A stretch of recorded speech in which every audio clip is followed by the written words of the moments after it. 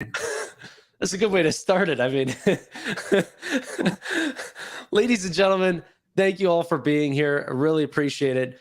Today, as you can see on my right, I guess for you guys, is the great Tevis from the Fundamentals of Investing podcast channel. I'm not going to stop saying it. It's a terrible name considering he doesn't have a podcast. He just makes great content, great videos. Nonetheless, that's his channel name. So it's all we can do.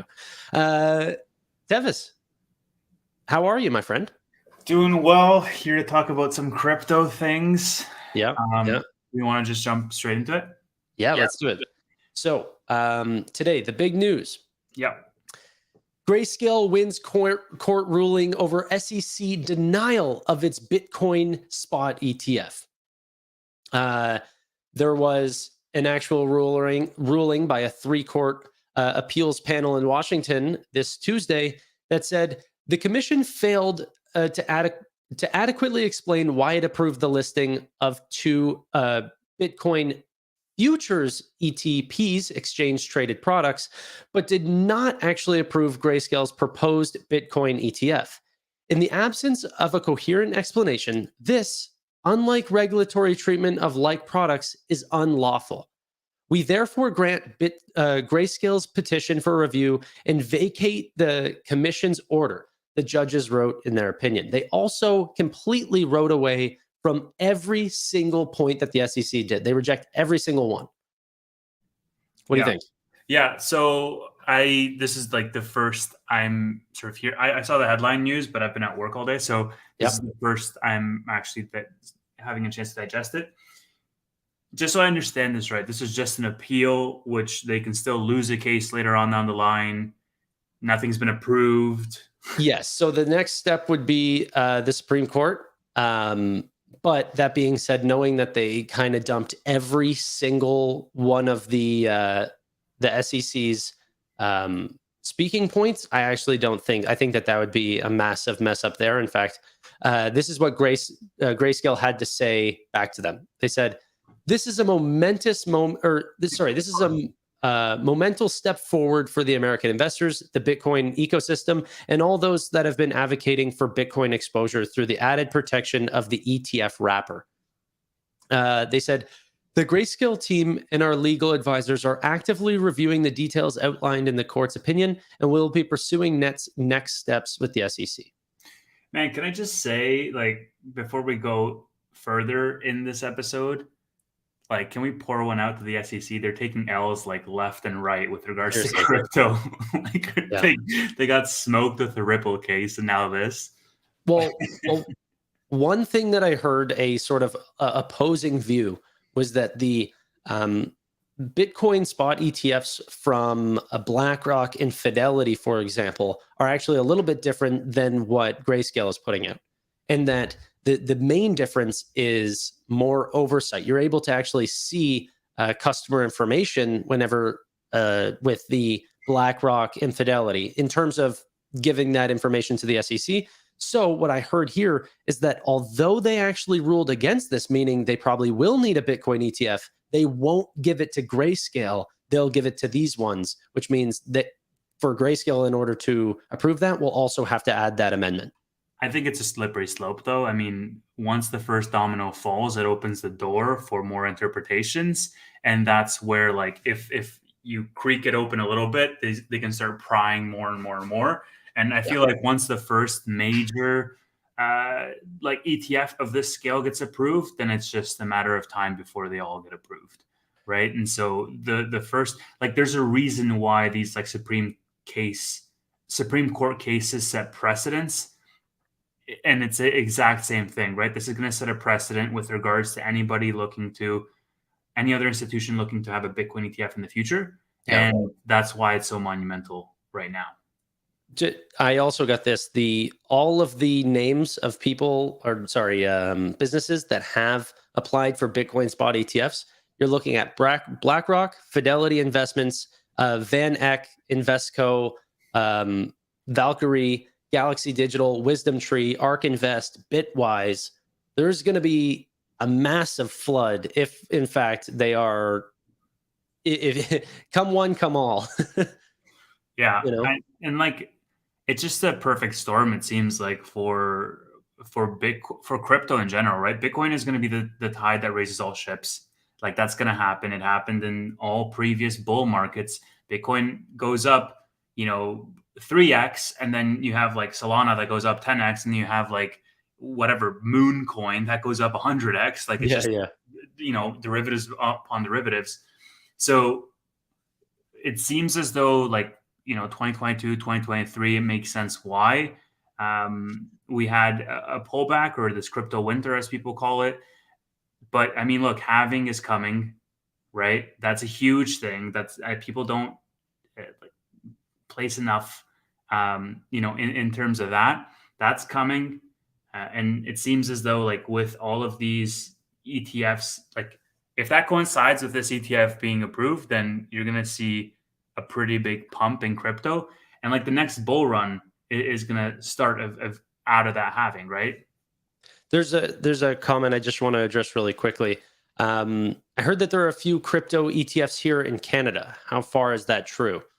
There is. There actually is. You can look at them, ticker symbol like BTCC, stuff like that. So we've had them for a while, which is a funny conversation. But obviously, we're not the huge bulk of the money. The US is. And whenever institutions can buy it at much easier lengths, and being able to put it into your retirement funds and these sorts of things much, much easier. There's even things like fund to funds. I know that sounds really weird, but these are companies that buy funds of funds. And then people buy those for additional diversification.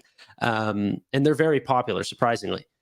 That being said, this also would include that. So it just allows more buying opportunities to have more investment vehicles. Hmm. The interesting thing as well, like, I mean, look, Bitcoin hit 30K and it fell back to what, like 25, 26, because SpaceX sold out of their position, or at least like that's what the filing showed. And then, per today's news, like it's front page in every news outlet, like, like CNN, Financial Times, TechCrunch, CNBC, Reuters, like it's front page news Yeah. everywhere. And people are like, "Oh, like we're back, baby," and it's like, well, it's back to 27,000, which is marginally worse than where it was like 3 weeks ago. Well, So, here, I, I do think we're in a crypto winter still, meaning the yeah. price is really low compared to how many people are actually using it. But that being said, I think the regulation was the big part holding a lot of it down, and that winter seems to be clearing up.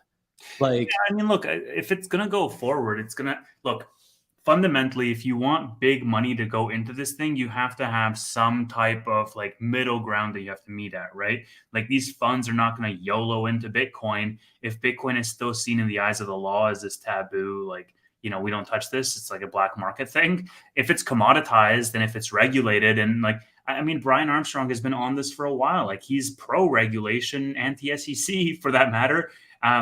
But if it's regulated, that opens the door for big money to go in. And once big money goes in, everybody's bags, it pumps, so to speak. Uh, well, okay, so part of what I wanted to talk about here during our call is also who are the big fintech companies that will be the big winners here.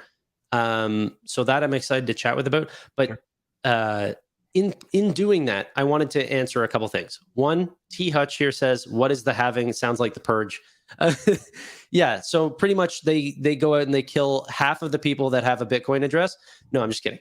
There's a reward for actually doing the proof of work for Bitcoin, meaning you're protecting the system. Uh, every amount that those Bitcoin miners get paid after every 4 years gets cut in half. So as the supply gets slower and slower, obviously if the demand is still climbing, that means that the coin should rise more and more. That has had a massive effect on the price of Bitcoin, but it's not after the halving mainly that the price has accelerated. The big bump that's closest to the halving is months before it actually halves because of the anticipation of it. Yeah, So let me put up a chart here. Let me just take this down, and you guys get to see no my problem, T. Thanks, T. No problem, T. uh, let me put up this chart. Um, Yeah. So this is basically. Oh, great, perfect time.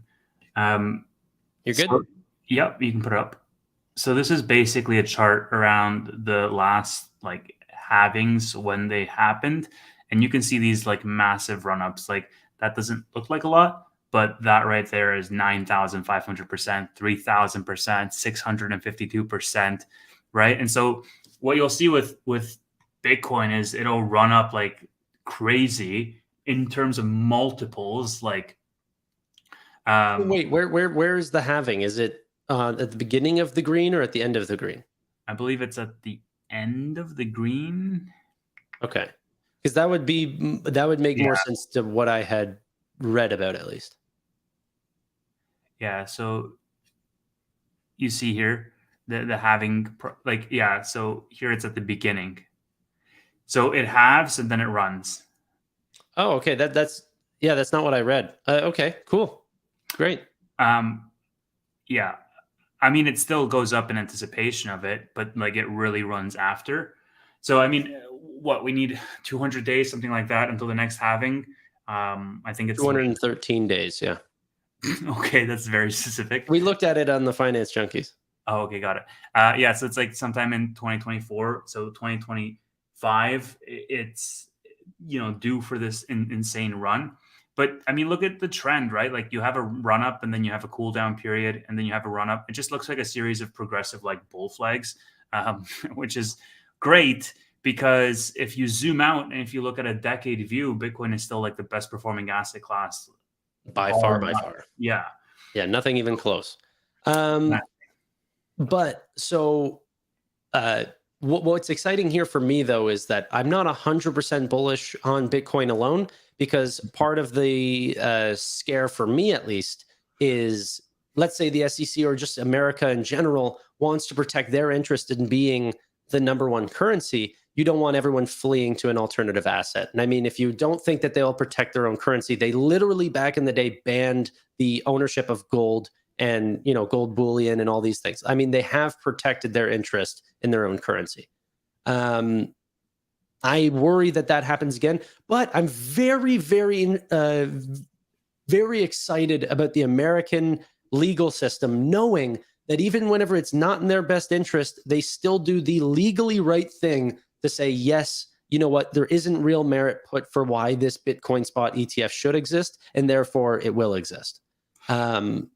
Very excited. Very, very excited about that. I mean, I don't want to dive into politics, but I think that like it's um it's a rock and a hard place, right? I think that the US by and large has to be the ones. It's like game theory, right? You have to be quietly accumulating Bitcoin just in case somebody else is quietly accumulating Bitcoin. Because if, let's say, especially with all like the BRICS stuff coming up, I mean, you have more nations joining. The US is losing global superpower slowly. We can argue as to the pace of that. Like, some people who are more pro or versus more anti US will argue around the pace. But directionally speaking, they would both be right to say, well, the US is not the US that was like back in the 80s in terms of the global superpower dominance status.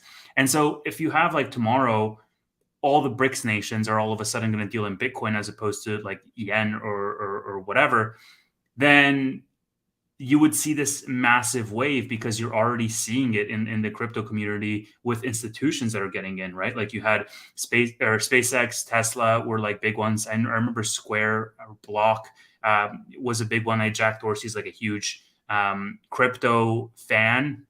I have So it down here as being potentially the biggest winner in terms of fintechs if there is going to be another run. right, By far, Square was a big winner here whenever the Bitcoin spot ETF was announced. just to why are we not playing chess while talking about this?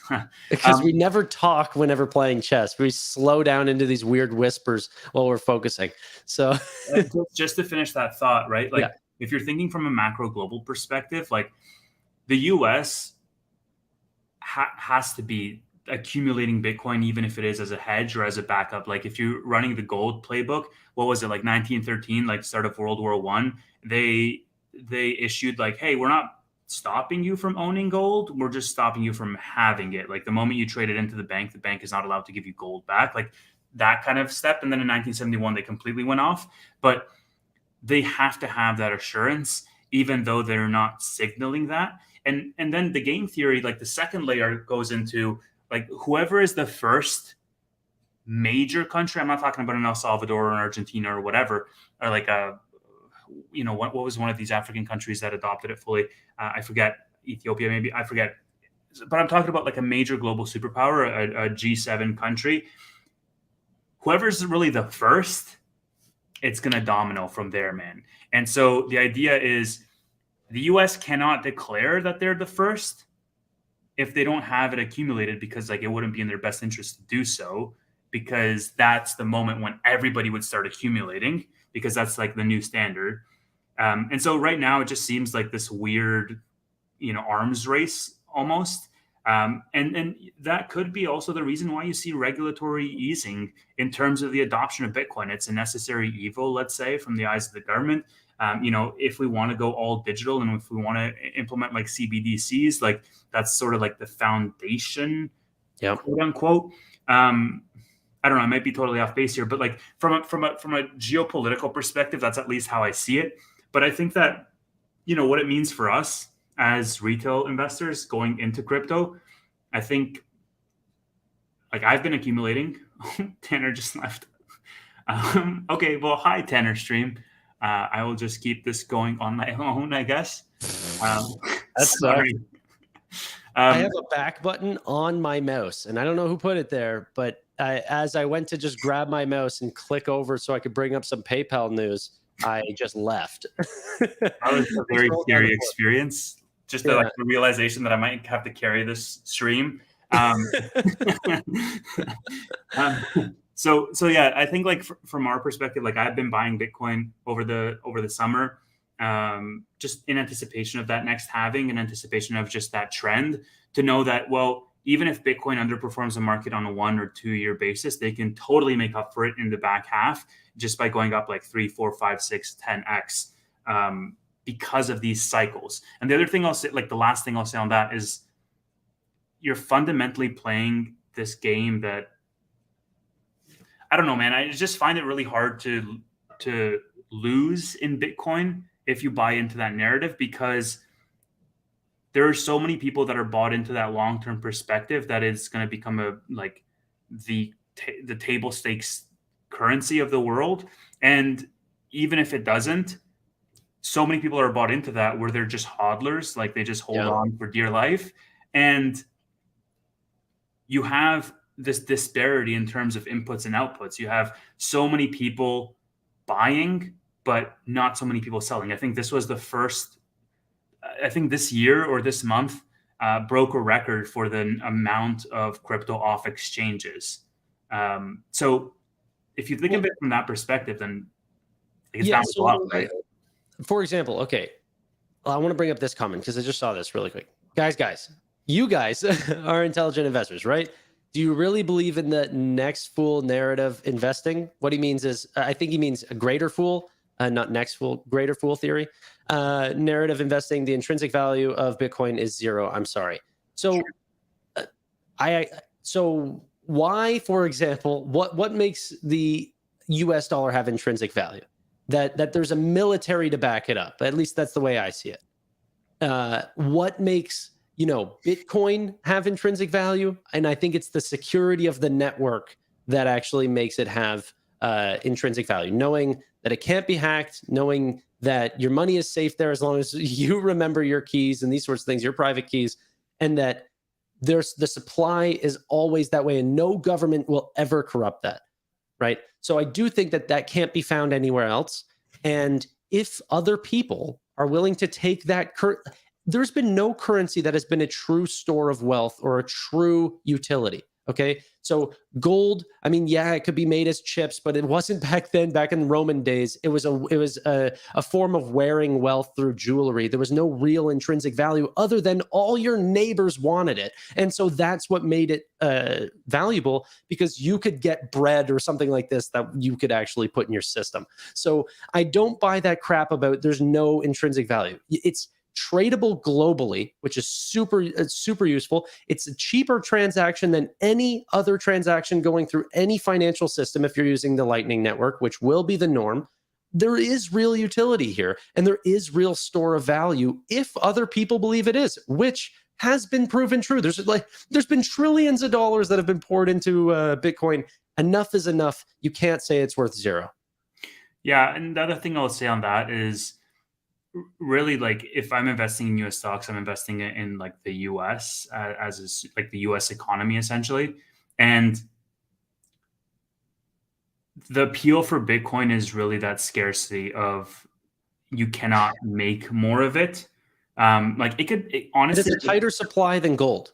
exactly right. And the thing is that you could say, well, what is the intrinsic value of gold? Well, they can't make more of it. Well, like fuck, we're getting into asteroid mining now. What if we just discover a whole bunch of gold? All of a sudden, the gold market, like people buy into stories, I think, at a fundamental level. There's actually this really amazing book. It's by David Graeber. It's called Debt, the First 5,000 Years. And he basically goes through the entire history of debt and talks about all of the different types of currencies along the way. And the really interesting part is that for all of these major currencies, they've all tried to iterate upon each other. Paper came as a result of gold. Gold came as a result of copper, and it just goes all the way down to like seashells, basically, and bartering.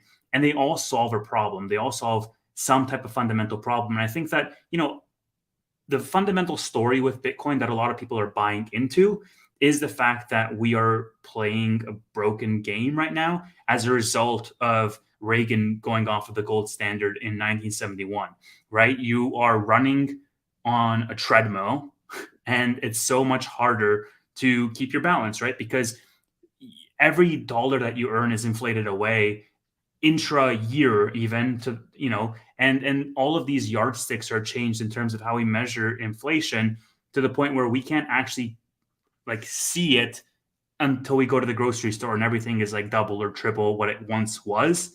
And so people buy into that story that, hey, this is broken.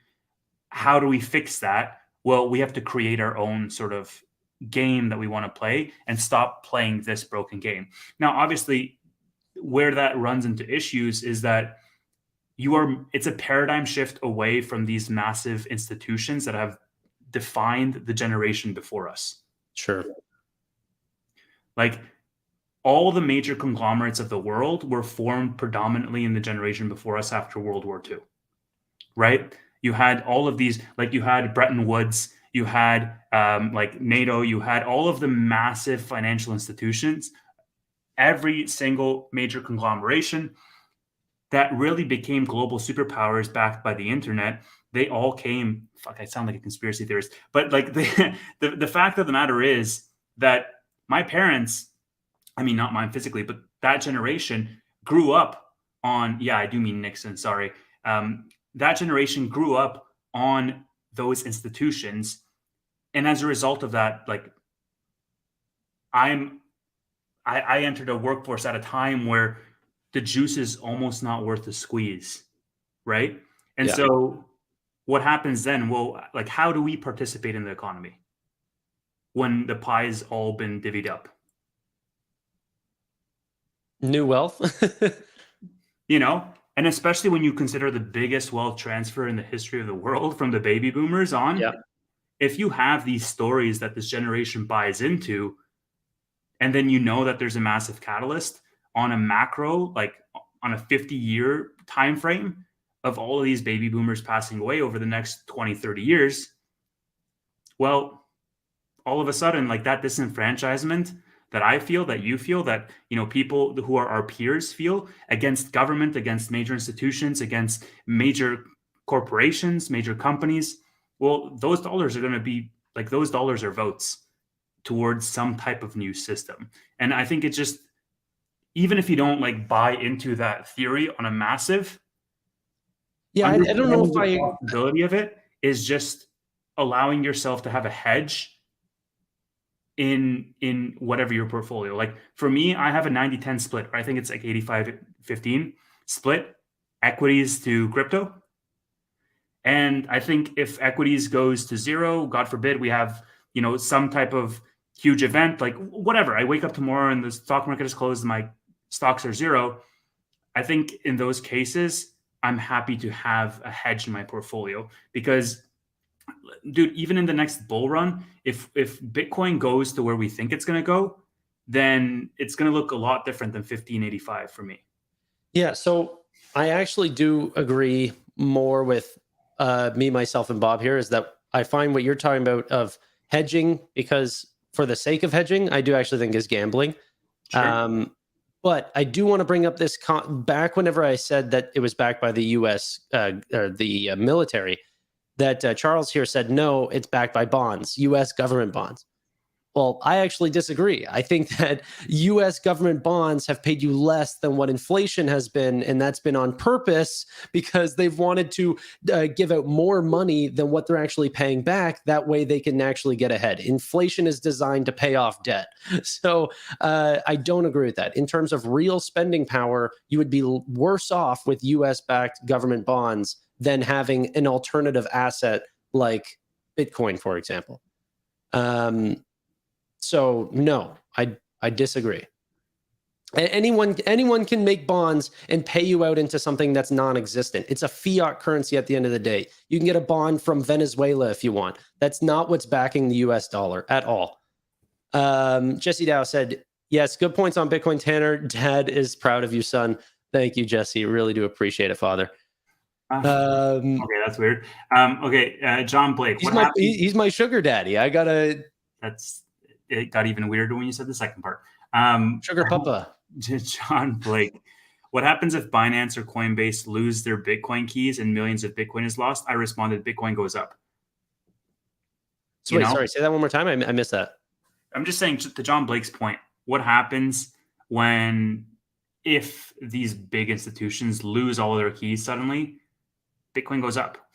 Because like those underlying coins are lost forever, and so the overall supply is lowered.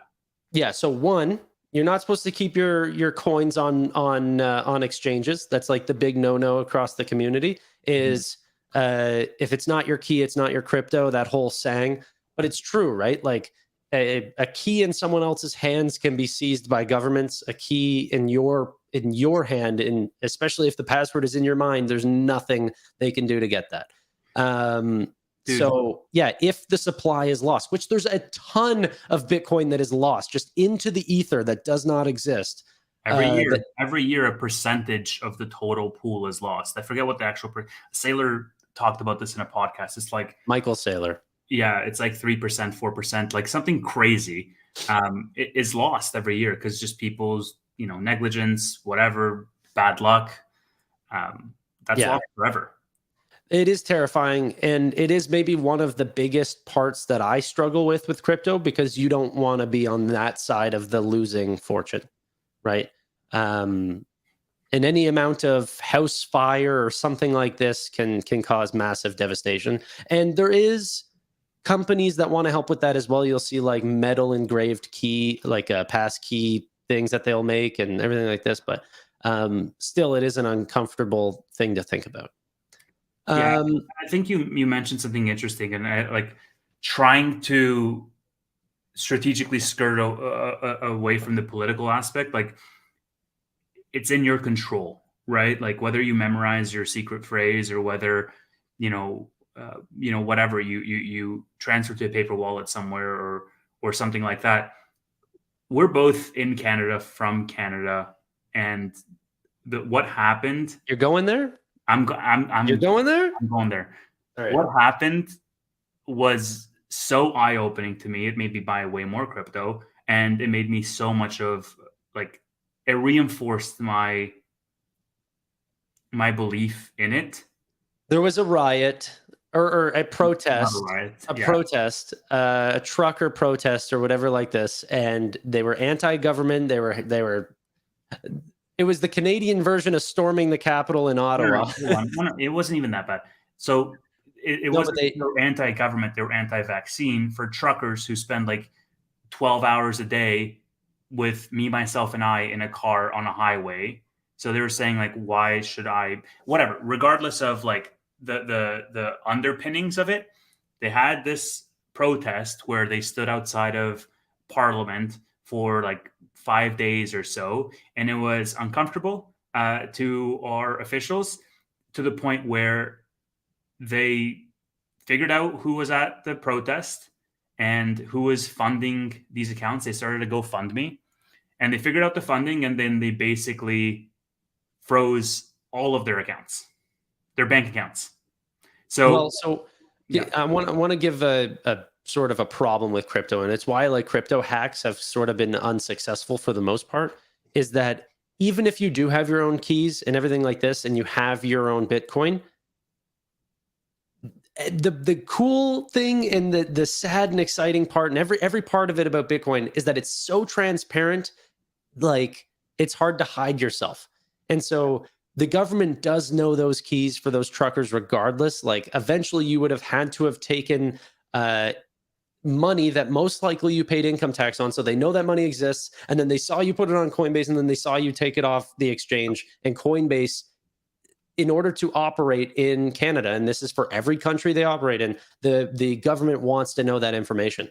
So the problem is even if it's on a private key, they will just blacklist you from ever getting it back onto an exchange. Eventually, at least in this world, you're going to want to put it back into some sort of form of currency in order to make a purchase, unless you're going to make a direct Bitcoin purchase, which is very hard to do right now.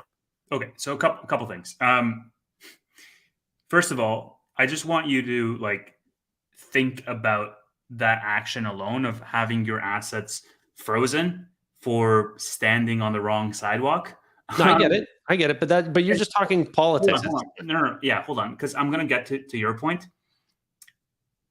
Because there's a lot of things that you realize are so interconnected, and just going through Twitter at the time, I just was looking at these people who like they donate $20 and then they just because of the technical limitations of getting that shit unfrozen, they were like, well, can't pay my rent until 2 weeks late, my utilities, all that stuff. It's just they're all so automated that it's just such a nuisance, if nothing else. But the precedent that it sets was what really scared the crap out of everybody.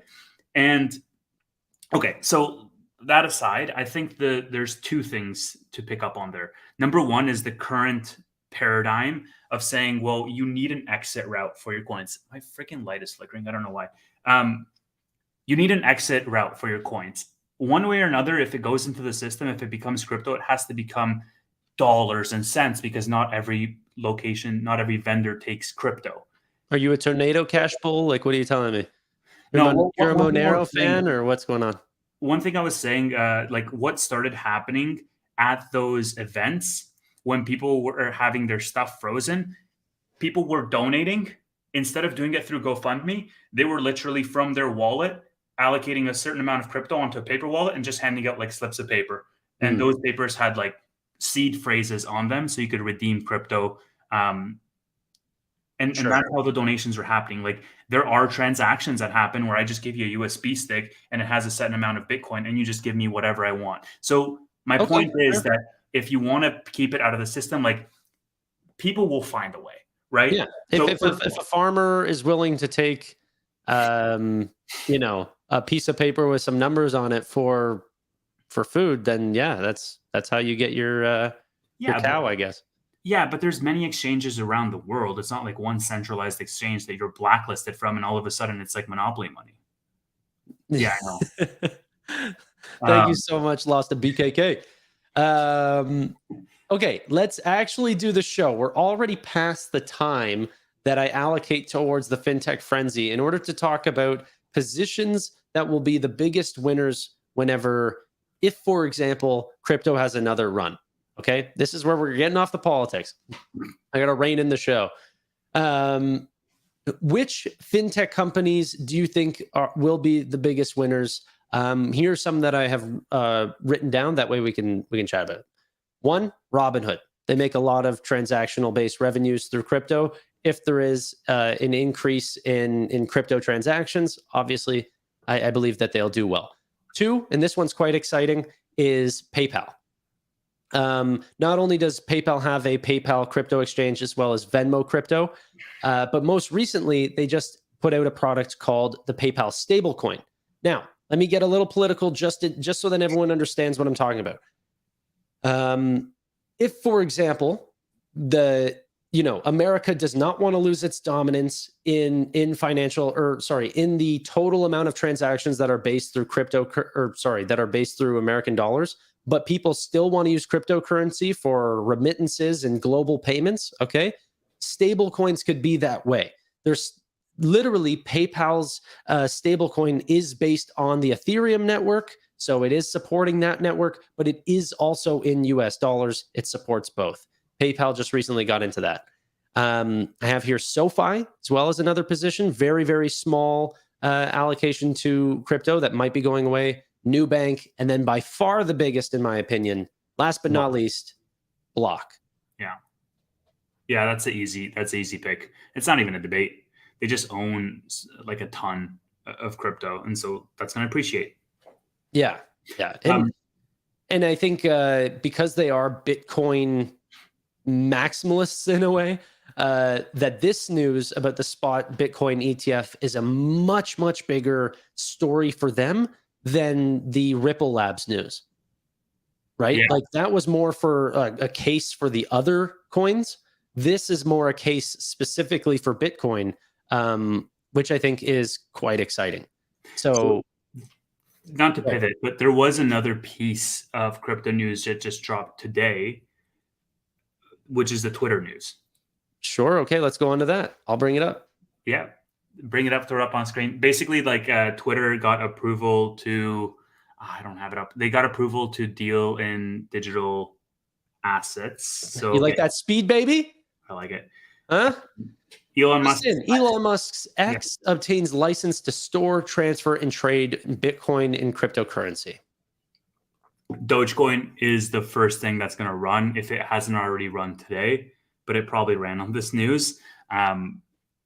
You just know he's just itching to introduce, like, you can give tips to people in Dogecoin now to your favorite subscribers. Like, there's so many things that he can do. He can make a portion of payments. You have the option to pay out in crypto. Like, there's so many different options you can do. And that's going to be really interesting, right? Because if you think about this app, which is already a social network, to layer payments on top of that social network and then make it the centralized place for all content creators, then all of a sudden you're cooking. And the reason why you're cooking is because, remember what we just said 10 minutes ago, the problem that we have right now with mass worldwide crypto adoption is, like, not everywhere is like El Salvador, where I can go and pay for a Big Mac with Bitcoin. And It's the same on the Lightning Network. It's the same process as if I were to use PayPal to pay for that same burger, or if I were to use Visa, right? Fundamentally, like, that's how it's going to be. I can tap my phone, and instead of taking from my Visa account, it takes from my crypto account and does that conversion. Not everywhere is like that. Not all vendors take that. But to have this, and to have this be the number one social network in the world, let's say in the future, and then to have that as an avenue to deal in crypto, that's going to be huge for that crypto space in general. It's going to be, again, part of that tide that raises all ships. So I want to bring up one more point about that. Sure. Just about X being the everything app. This was also released today, I'm pretty sure. Coinbase actually showed off being one of the first companies that is exploring X's new sort of job postings thing. So they're really trying to be the everything app. Seems like they're developing new products pretty quickly. Also engulfed in crypto. And then one more piece. Yeah, by the way, Coinbase was up 15% today. So probably on the back of that news. This came out today as well. This is from Coinbase. Seamless crypto purchases now available for Germany and UK users via PayPal. Mm-hmm. So now you can literally go on app, click buy, go to Ethereum, buy however much you want, add payment method, and PayPal is right there. And then bang, you go through and you can purchase coins via PayPal. Now, seeing that as a Canadian, where whenever I was using Coinbase, I'd have to do a debit or a credit card. And then no matter which debit or credit card, whether it was TD, Amex, or any of the other ones that I ever used, they were completely blocked called Coinbase a suspicious activity, and I just couldn't put money into Coinbase. That's yeah. I have a story about this, but okay. No, I was just gonna say PayPal is like such a massive onboard, and then not only that, these are two industry leaders, one in payments and one in crypto. If there is a big bull run, this also, I think, leads into a good amount of transactions. I think PayPal will be by far a massive winner because they are a name in trust, which has been massively lacking in the name of crypto, right? No one wants an FTX, rug pull, these sorts of things, any sort of Terra Luna, sort of algorithmic stable coins or anything like this. It has burnt people in the past. PayPal is a completely different beast. Yeah.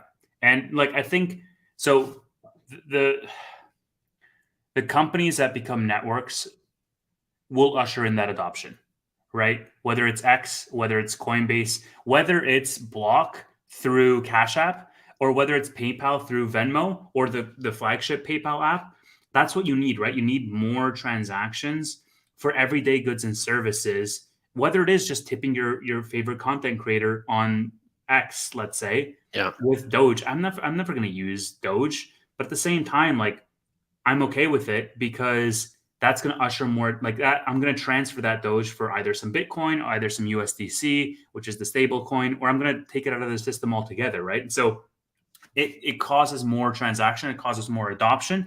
And then the more you have those transactions, the more you'll have use cases popping up for those transactions. You'll have vendors like, I remember in 2021, like the last bull run, what happens is there's a lot of awareness and a lot of attention around cryptocurrencies in general because they're flying up in price and people are like, either getting FOMO or just wondering like, what is this all about? Like my dad was just like, how do they work? Like he was asking, I'm like, okay, well, if it's reached my parents where like I bought them some Bitcoin and some Ethereum just for them to like try it out. Yeah. That's where I'm like, okay, this is starting to become like mainstream. If these guys are finding out, they're like, oh, like I saw on Instagram about this like Bitcoin thing, like what's going on there? It seems like, it's like that meme with a cat looking over the snowbank. So I think that once it reaches that point, then back what happened in 2021, like Shopify introduced paying with crypto to merchants. They just announced an integration with Solana Pay just like a couple days ago. Well, there you go, right? So my point is, what do you think that's going to happen when Grayscale ETF gets approved, and when you have BlackRock, and when you have all of these major institutions putting their chips in Bitcoin and having skin in the game and being incentivized to see that price go up? It's going to go up, and then you're going to see all of these different pieces of the network popping up, and that transactional layer of I can use crypto in everyday life start to come up. And once you have that, then like think of it this way, right? One of the reasons why government hates crypto is because I'm taking money out of the Canadian system and into this black box, right? That's just for the total pool of money. I collect a certain sum from my paycheck, my net new funds. I allocate a portion of that to this black box. It disappears off of the government's radar, let's say, or out of their control, let's say, because they can still see where it goes. Yeah. Well, what happens when all of these vendors that I use on a day-to-day basis, what happens when Uber Eats starts taking crypto? And I'm like, okay, well, frick, like, I can do that if I wanted to. And if they made it so seamless and so easy for me to do, then all of a sudden you'd have the secondary layer of transactions that are now all of a sudden going off of the government's control as well. So not only is the dollars flowing, like they have net outflows, but they have all of the transactional layer leaving as well. And it's just a loss of control on multiple layers with regards to taxation, because then it becomes like a tricky subject because you're dealing with like a de facto international currency. Right. Yeah. No, I mean, I think during this whole winter, there has been a massive amount of new innovation that we didn't see last time. And this is, I think, what people don't really think about a lot is all of the big changes since the last bull run. You know what I mean? Last time there was no way to onboard people via PayPal or something like this. I was reading a comment by Welsh here that said people in crypto don't trust PayPal. Yeah. I'm not worried about the crypto maximalists that don't that only buy on DeFi exchanges. Okay, they don't even trust Coinbase, but that doesn't mean that Coinbase is not a massive player in the industry. PayPal is trusted by a lot of people. If not, it's the most trusted name in financial technology. There will be people that purchase crypto on PayPal. There's no question about it. There's a reason why they have 40 million people trusting them with their real currency. They'll trust them with alternative investments as well. Yeah, like, and then you have like, there's levels to this shit. Like, there's your average everyday, like, I don't know what's anything about anything, and I just sort of buy some Bitcoin There you and go. I just keep it on my Coinbase, and that's that. And then there's like the layer down where you like buy a ledger and then you keep it on that, and then it goes all the way down to like yield aggregators and swapping different coins, and I can buy a famous fox and I can store it up and I can get staking and passive income and all this shit. Like, Not my level. it's crazy. But like, even though that was a thing, like you were talking about getting your family into crypto. I mean, my dad recently came to me and he was like, "How do I get this money off this thing? How do I return it back to dollars?" And I was like, okay, well, if there was PayPal, that would be so incredibly easy for him. You know what I mean? So all I'm saying is people keep building. Like one of these people said, "Oh, credit cards are instant. Bitcoin can take up to 45 minutes."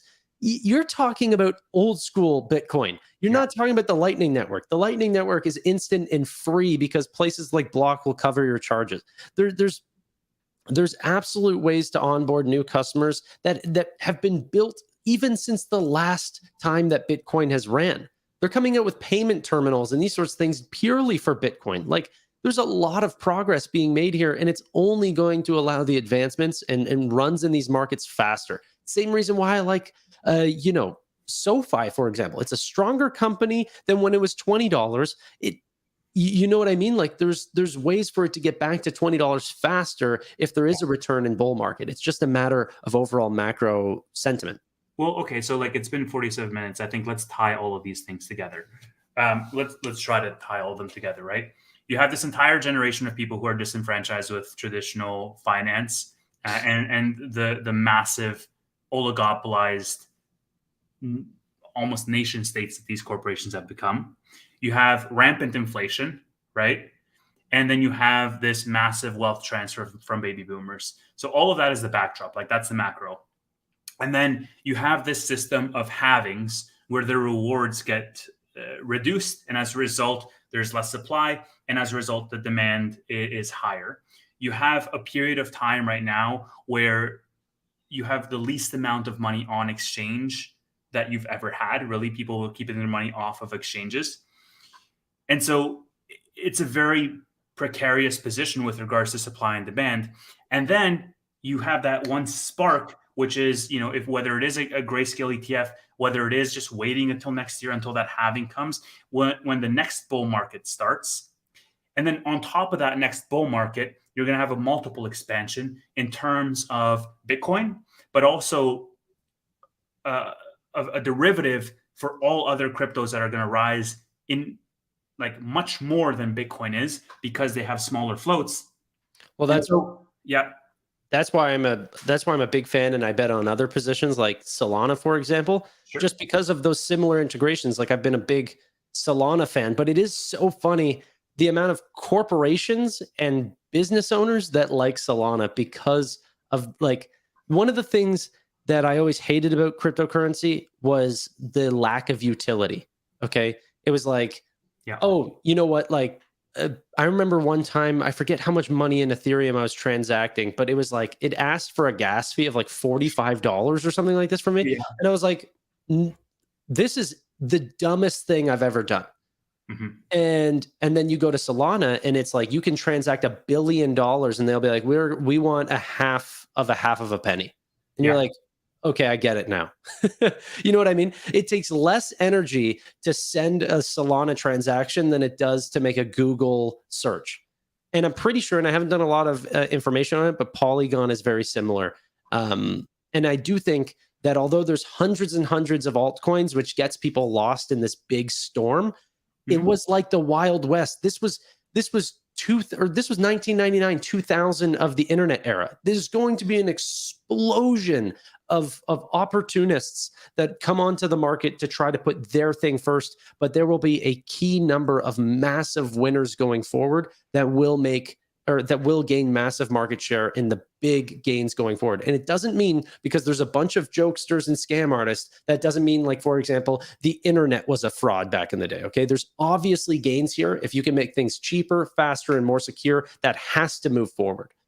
Yeah, and I think if you can really buy into the story and understand the mentality of why these people are investing in this asset class and actually giving it the respect that it's due as the best performing asset class of the decade, and less around this like, oh, like it's gambling or it's a fad or it's like the next tulip mania, like, well, I don't know what the long-term repercussions are going to be over the, 50 years. Like we don't have that historical data like we have with like the Dow Jones or something.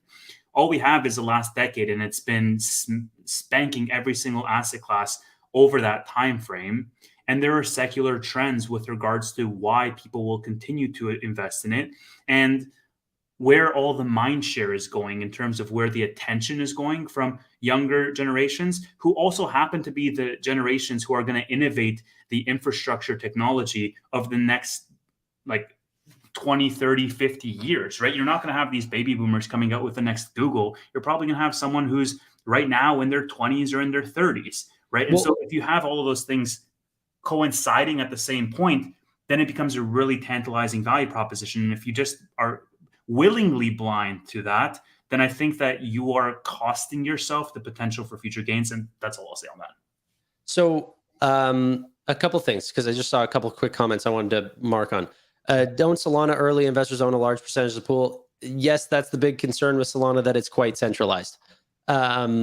But also, I'm a big investor in public equities, and those are quite centralized as well. So I don't have too much of a problem with that. I'm not a big the problem for me is not like governance and like I don't find that. I'm looking for a better system than what we own today. I'm not worried about privacy as much. That's just me. Secondly, Charles said, and whether this is true or not, women spend most of their money in Western cultures. Women for sure are not into cryptocurrency. It's dead on arrival. That's old thinking. Once again, that we're private keys, these sorts of things, putting down a multi-digit code. It's not going to be that way. It had to be that way because that's the way it was designed. But women absolutely will spend cryptocurrency whenever it's PayPal USD on Venmo and they're checking out via QR code. 100%. Am I like, sometimes I feel like I'm the only one that can see like things will get easier to use, not harder. And is that such a hard thing to think that it will be more easy to access and that the benefits will get larger for people to use as things like cash back and these sorts of things get integrated because the fees are higher for PayPal to end up using that system rather than other ones? Yeah. And I mean, look, I think the pandemic did one thing, and what it did was it opened everybody's eyes, men and women alike, to the serious consequences of inflation. Because I feel like before the pandemic, it was like we knew about inflation because we were in this space and we were like trying to fire. I'm sorry, I got to cut you off. I know women; they like real dollars. No way around it. My girlfriend uses nothing but Apple Pay. If within that system they are transacting in cryptocurrencies, she's gonna say nothing about it. And same with me. People didn't even realize the switch from 16-digit cards to tokenized cards. No one even realized that happened, and yet it did. It increased security for companies like PayPal and Apple Pay, and it actually saved on costs, and no one even knew it happened. So I disagree. Sorry, I get heated sometimes. No, I mean, like, it's crazy to me because I can't remember the last time like anyone that I know that's of my age range like used cash. I know we had that conversation with Steven around like, do you carry cash? And like, I do carry cash just for a rainy day when machines are down. But people are so like, plastic is so normalized in terms of in terms of payment methods, and that's become transposed now into just tapping your phone. So many people I know just tap their phone. Well, hell, that's like a half step away from just tapping your phone, but instead of picking the Visa button, you pick the Bitcoin backed Visa button or something to that effect. I Right. think that's what Tanner is talking about. Like it's already a habit that you do, and it's going to be It's seamless. Yeah, I mean, like, so I don't want to confuse more than like, because I think I lost a couple people whenever I said that tokenized thing, but like that's what PayPal did. That's what that switch was. It was that's what made PayPal so much more secure. Whenever putting your information, your 16-digit cards on PayPal, and then they had a way of sending information differently than Visa and Mastercard, was a tokenized version of your card. That's what Apple Pay does. That's what all these players do. It's safer. It's also cheaper. Anyway, I'm getting off that. What's it called? I feel like What else is there to talk about? I feel like I came in really hot this episode. Basically, Tanner behind the scenes, he was just like, "Can you like be enthusiastic this episode?" And I was like, "Okay, I'll try." And this is the result. I'm coming off as like a crypto. I mean, look, I think No, you're not Bitcoin is coming my off it as anything. Bitcoin's my third largest position. I think Bitcoin alone is about 9.5%. It's about half of my SoFi position. My total crypto, like I said, is around 15%. I only own ETH and Sol in addition to Bitcoin. Yeah, same. Oh. That's interesting. Yeah, I mean, but ETH at the bottom, Solana in the middle, and Bitcoin no, at the top. well, actually, let me check. No, ETH is still second for me, but that's only, I think, because Solana's fallen so much. Yeah, so it's Bitcoin, ETH, and Sol for me. So, but what is interesting though is that I was using Solana for USDC, which is also Coinbase. If anyone cares to know, did actually just create an equity stake in Circle, who is the creator of the USDC token. So if that coin does actually take off and becomes the bigger name, like bigger than Tether in the stablecoin market, just to say what a stablecoin is, it's just a cryptocurrency that tracks 1-to-1 with the US dollar or any currency. But that being said, what was I saying? If, for example, a safer company, I don't know much about Circle, but I do know more about PayPal. And if PayPal does want to offer me a stable coin and I can send that, actually, you can't right now. It's only in US to US individuals. But if, for example, I could send that to someone globally for free, I'm not doing that. Like, that's cheaper than sending a Western Union transaction where they take 4%. Or like, did you see that someone in the chat, I don't want to disclose their name if they don't want me to, but they tried to send me a donation, okay, via PayPal, just through their own like international payments. They're an international, they live in the Asia Pacific region, okay? They were using their debit card there to send me money via PayPal, and PayPal tried to take a 55% cut of the transaction. Jeez. A 55% cut. I have the receipts and everything. I've showed it publicly before. That is crazy. Okay. Why do you think that cryptocurrencies couldn't play a role in that, taking a fraction of a penny because there is no real corporation behind it? You know? Yeah. Sorry, I was charging my laptop. Why? Okay, why don't we end it there? My cat is bugging the crap out of me. 11% of my portfolio is in Bitcoin and ETH. Cool, Laura.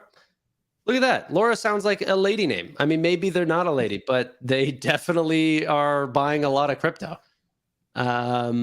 So what's it called? Hopefully that's a girl. And I'm sorry you were named Laura if you're a boy, because that's it. I'm just sorry. Yeah. Okay. Yeah. Just dip it lower. Ladies and gentlemen, thank you so much for watching the FinTech Frenzy. My name is Tanner, and this is Tevis. He's not usually on the show, but sometimes I love to hear his thoughts on some stories. And this is definitely one of them. Thank you so much, my friend. Really do appreciate you joining me. If anyone has any questions for either one of us, we've got Twitters. Check it out. Leave it in the description or something. You can reach out anytime. Love you all. Appreciate it. But bye for now. See ya.